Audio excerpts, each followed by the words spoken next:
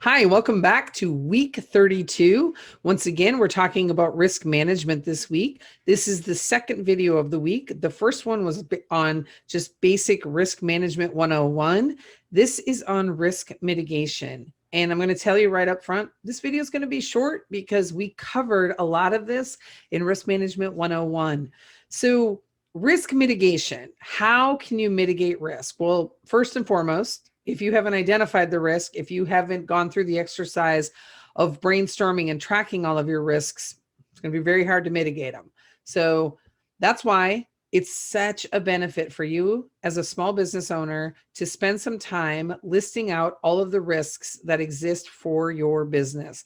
You want to list them out, you want to be prepared, aware, and then figure out how to mitigate them. So you're going to list them, and then you're going to score them. And we talked about that before. We're going to rank them on likelihood to occur and severity, scales of 1 to 5.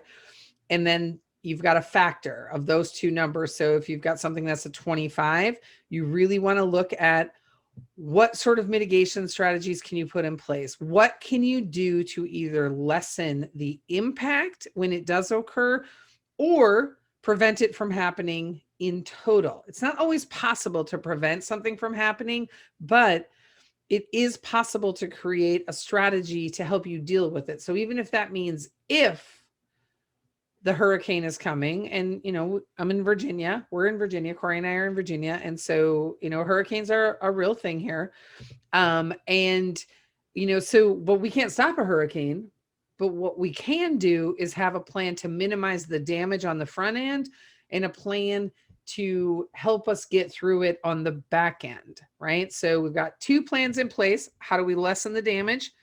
And then the second plan is, how do we recover once it's happened? And you want to do that for every risk that you have. You want to figure out, what is it that I can do to minimize this from happening? And what do I need to have ready in the event that it does happen? That is how you mitigate, or you work on risk mitigation strategies, right? You need to have some plans in place. And I cannot emphasize enough how important it is to identify the risks for your business. And I've said this in the prior video, but I'm going to say it again. Just not identifying risks doesn't mean they don't exist. It just means you have no chance of being prepared for them, right? So go through the exercise, be aware of what's in front of you and how you can best manage through it. A lot of people are afraid of risk. And when you're, when you don't want to deal with it, it just makes it that much harder to recover from it, because you can't stop it. You can't plan for something that you are pretending isn't going to exist. So as small business owners, you want to take a look at risk. And again, you want to look in every area of your business. And then you want to build plans around how to mitigate the risk. Now, we've got a really great template for you that we provided for you to be able to track risks, and it contains a lot of information on that template.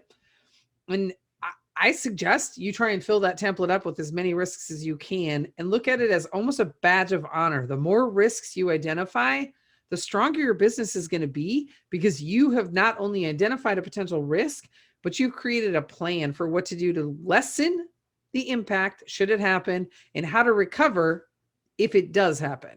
All right, that's all we've got for risk management. Do not be afraid to reach out, and really hope that you take advantage of this exercise, and don't be afraid to ask other people for their thoughts on risks to your business. It's a very important exercise, and we will see you next week.